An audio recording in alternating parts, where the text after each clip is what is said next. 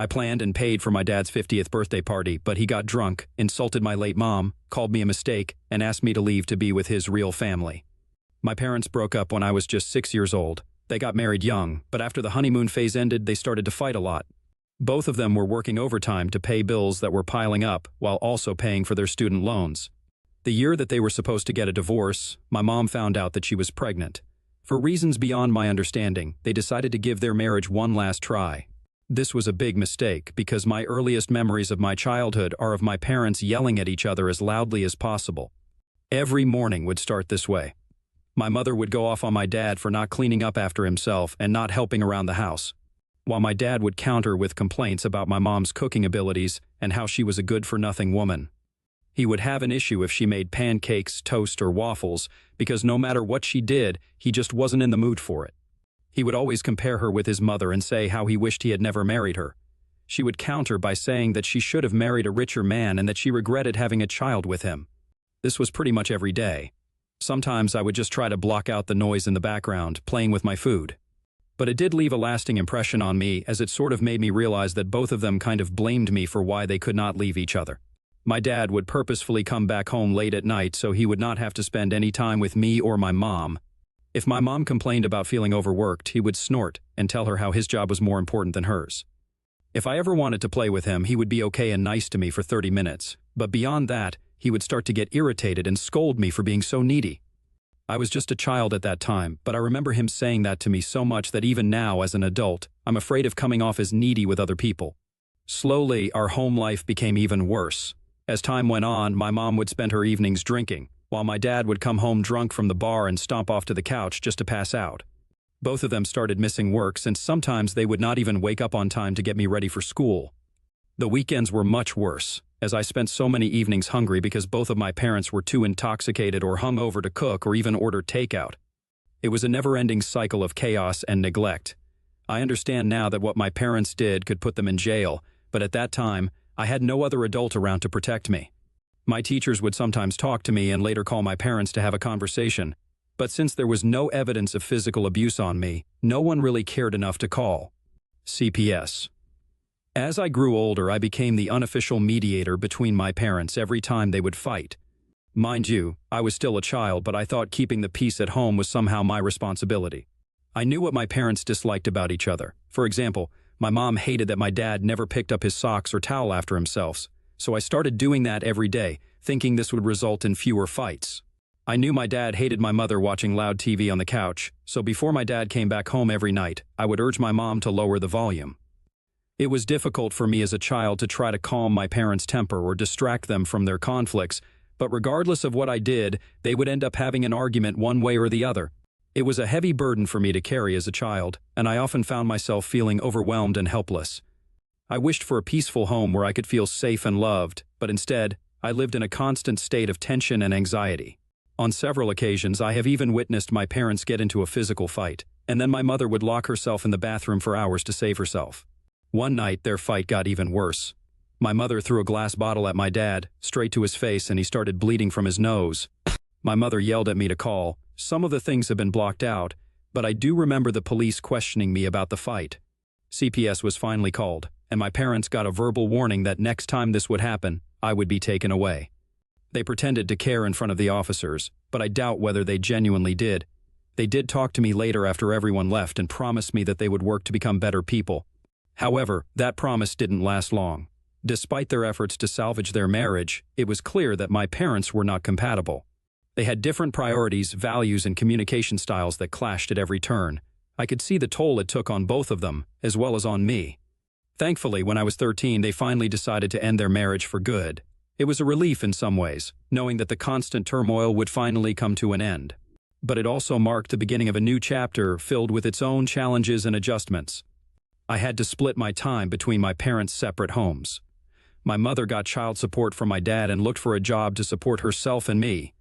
In the beginning, it was really difficult for her to find one, but my uncle, her cousin, helped her get a desk job as a secretary where she worked for several years under a kind and patient boss who paid her quite well. I met her boss and his family several times during work parties, and I'm still really grateful that he had decided to hire my mom, as it genuinely saved our lives and helped pay for everything around the house. My dad, on the other hand, spiraled into drinking more and more. Like there was no tomorrow. This is why I dreaded my visits with my dad, because he would either be passed out drinking, or he would bring a strange woman into the house to hook up with. It was extremely uncomfortable, and I hated it. However, I didn't have much choice, as I was afraid of revealing this to my mom since this would start another one of their huge fights, and I was just tired of it all. Throughout the year, my dad has had different long-term girlfriends. Every year, he dated the first one for a year, the next one for 6 months, and the third one for 3 years straight before cheating on her. I have noticed a pattern in his dating history as they are single mothers with 1 or 2 children.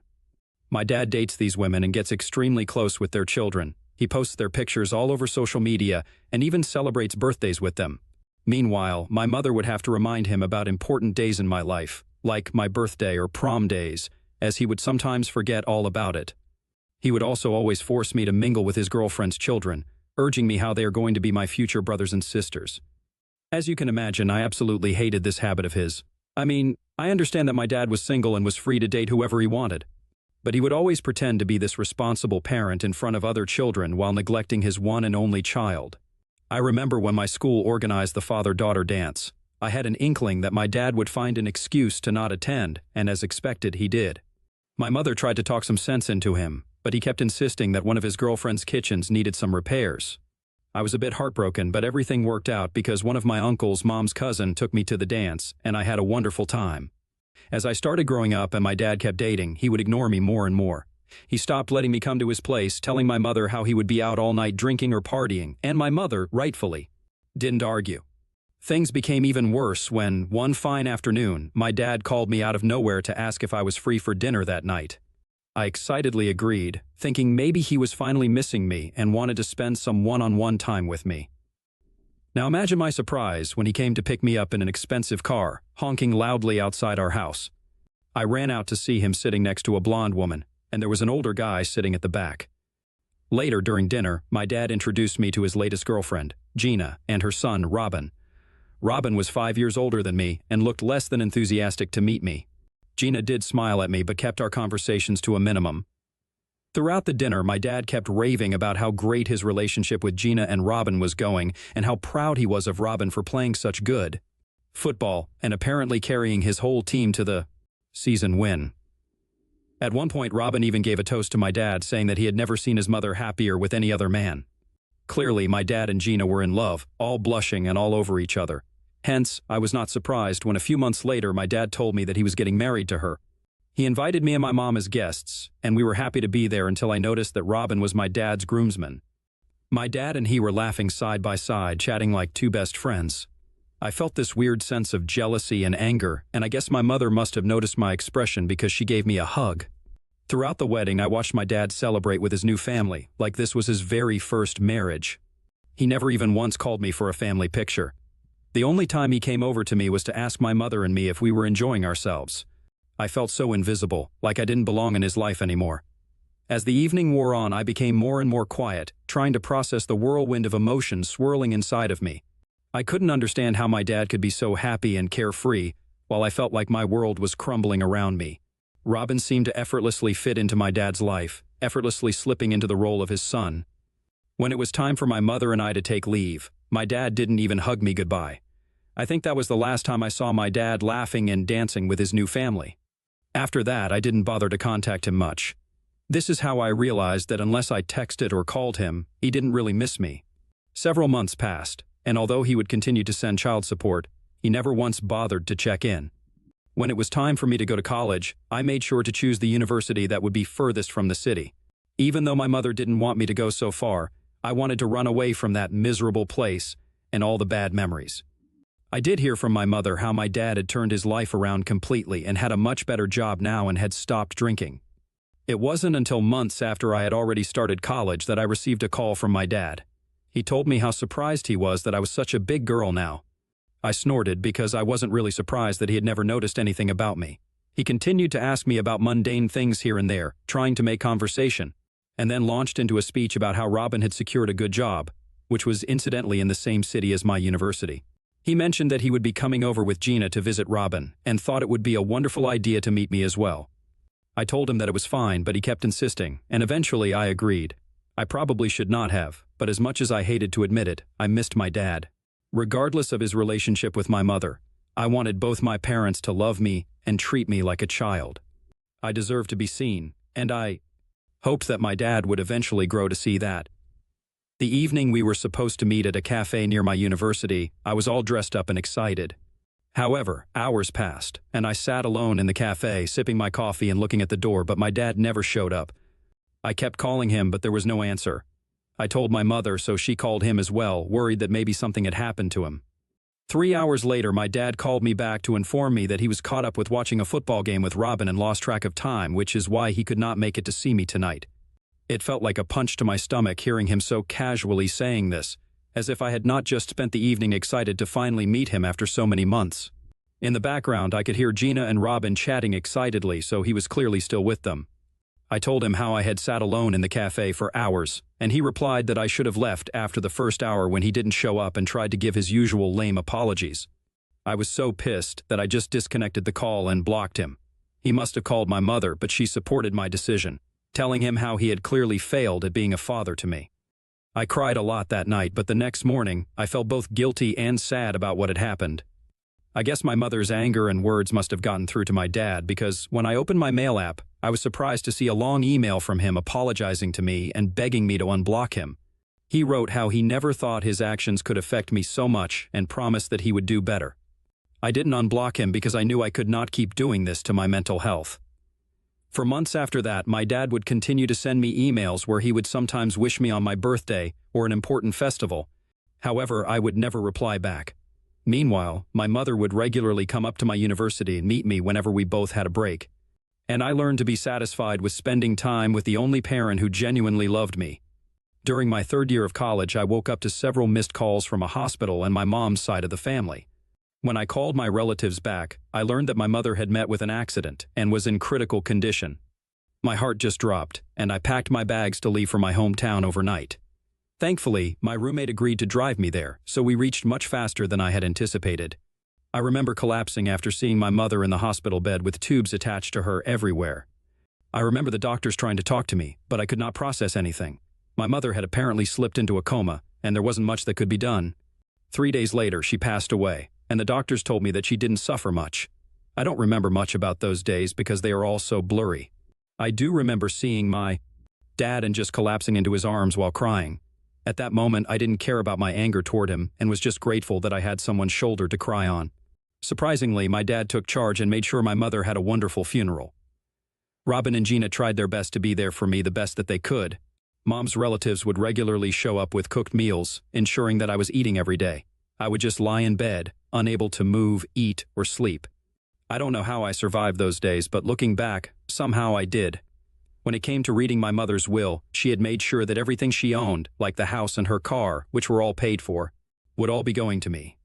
Her savings account fund was enough for me to finish college without worrying about taking any loans. My dad also agreed to pay for any additional costs if needed, so I had nothing to worry about.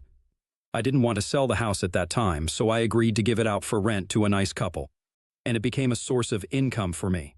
I decided to keep the car for myself, as it could help me get to and from my part-time job. Eventually, I went back to my university, as I was missing out on a lot of classes. My dad would regularly call and message me to ensure that I was doing okay. It was so hard for me to go on living without my mother, and suddenly everything around me felt hollow. My classmates helped me get back on track with my assignments, and my university professors were quite understanding for the most part. During this time, I did get to know Gina and Robin much better, as they would come with my dad to visit me during the weekends. For the first time, I started to feel like my dad was treating me like his family, as he would take me out for football games and dinner. In the beginning, I never really noticed anything negative about Gina, but as time passed on and I started to spend more time around her and my dad, I noticed how she could be a teeny bit judgmental and dramatic. She would argue with my dad like a teen and get angry if he didn't do something exactly like she wanted. For example, if we were coming back from a game and she wanted pizza while we all wanted burgers, she would sit in the driveway pouting and refuse to come inside the house until my dad would agree to order pizza. If my dad refused or complained about how much money she was spending on nails and hair, which was thousands of dollars, by the way, she would threaten to divorce him. She would also comment on other girls' dressing choices, casually saying derogatory terms. It really bothered me because, as a young woman myself, I didn't want to judge or put down any other women for their outfits. Then she would turn around and tell me how she was the popular girl in her high school, and how girls these days couldn't compare to her peak self. It was so cringy that I would have to bite my tongue to not reply with anything rude and would just simply nod. When Robin got a girlfriend, Gina got even nastier.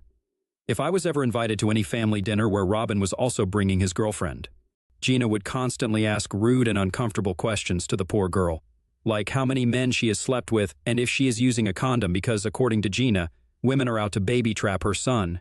Robin would just be uncomfortable throughout this, and if he ever confronted his mother later about this cringy behavior, she would burst into tears and complain to my dad how she only meant well and she's only looking out for her baby son, but he doesn't care. This is pretty much how I knew that Gina was someone I needed to avoid as much as possible without my dad finding out. Whenever he would come to visit me, I would ask him if he and I could spend some time alone, and at first he would agree, but Gina would constantly call him and disturb our time. Later I found out that she was tracking his phone through Find My Phone and would call to check up to see if he was really with me or with some other woman. A year passed, and when my mom's death anniversary arrived, I was a wreck. My dad and I had decided to spend the whole day together so we could visit her grave and then later go out for lunch. I was quite clear to him that it was a very vulnerable day, and I did not want to spend time with anyone else.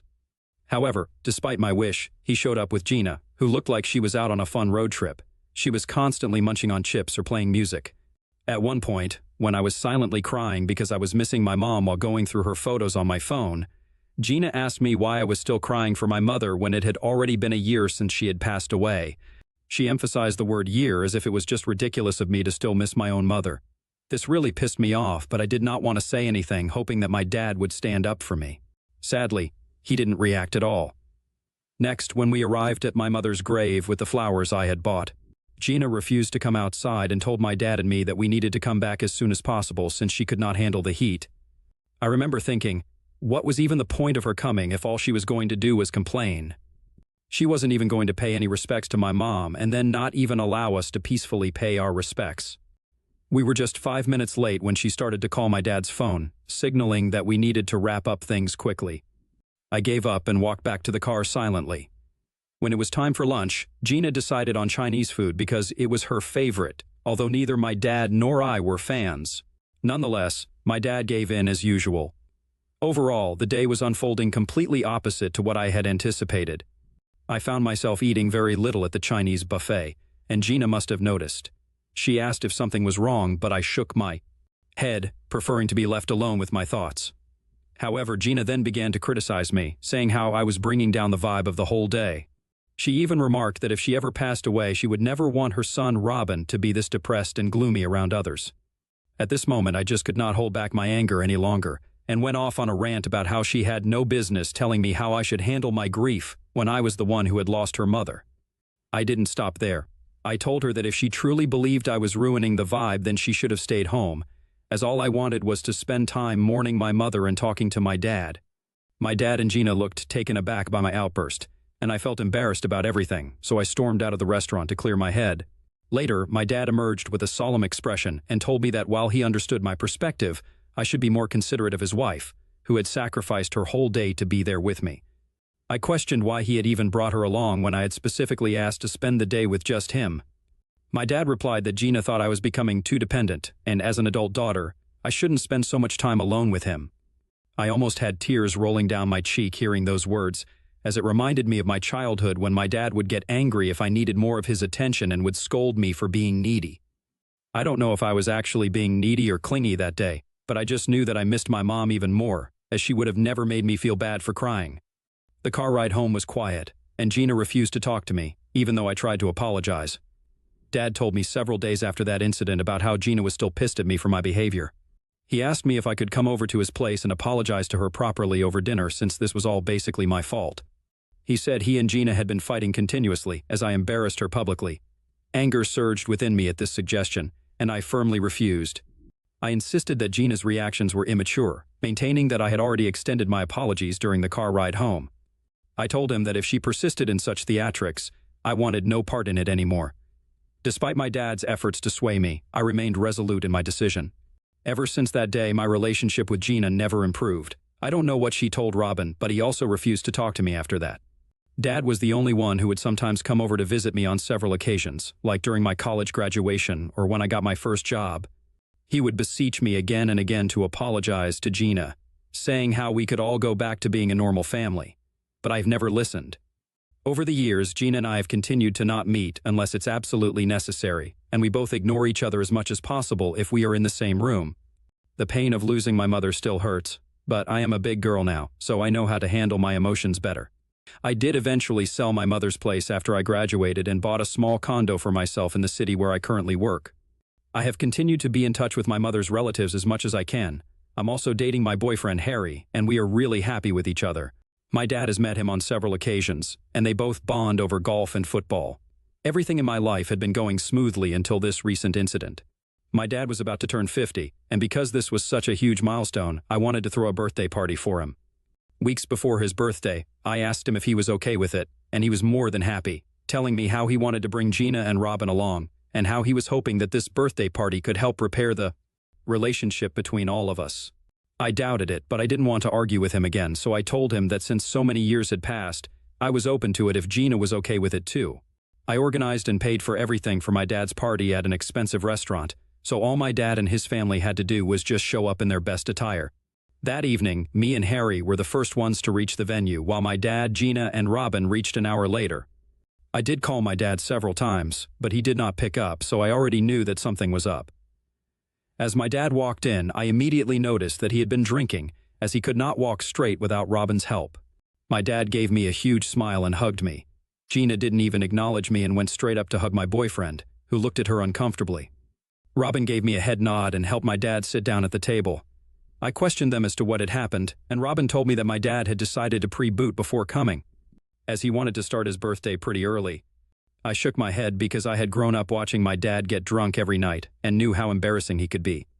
Gina laughed, seeing my expression, and said loudly that I should just learn to chill and that my dad was just having fun. My eyes narrowed upon hearing her words because this was quite an expensive restaurant, and if my dad started to behave embarrassingly as he usually does when he gets drunk, then we could all be banned from this place for life. When the waiter came over with our main courses, my dad seemed completely out of it and could not even hold his fork straight. Harry and I just tried to focus on our food, while Gina and Robin kept laughing and pointing at my dad. When wine was served, my dad kept drinking, which was getting him even more drunk, even though I kept telling him to stop. Suddenly, my dad got up from the chair and loudly told us that he wanted to make a toast. Begrudgingly, I picked up my glass as he started to say how grateful he was to be turning 50 with his wonderful family and how lucky he felt to have Gina and Robin in his life. My heart sank as he continued to say that the best decision in his life was divorcing his previous wife, my mother, as that woman drove him crazy. Gina giggled hearing this, while I looked at him furiously. He continued to say that meeting Gina and marrying her saved his life because before them, his life was empty. All this while, Gina and Robin kept smiling and cheering him on as if this was something acceptable to even say in front of me. As if this wasn't enough, my dad then turned his attention to me, his words slurring together, as he continued to say that his biggest mistake in life was marrying my mother, as he got stuck with her for all those years when she got pregnant with me. He then laughed and joked loudly if I could leave him tonight to celebrate his birthday with his real family, as he wanted his next chapter in life to have no room for past mistakes. Hearing this, Robin and Gina started laughing loudly as if it was the funniest joke. I took a deep breath and knew that I could not handle this any longer. With a heavy heart and trembling hands, I called for the waiter and asked them to call for security guards. The waiter did not even hesitate, as my dad's loud words could be heard around the room, and within minutes, 2 security guards appeared at our table, their presence causing a stir among the other diners. "Sorry, sir, but we're going to have to ask you to leave," one of the guards said firmly, gesturing toward the exit.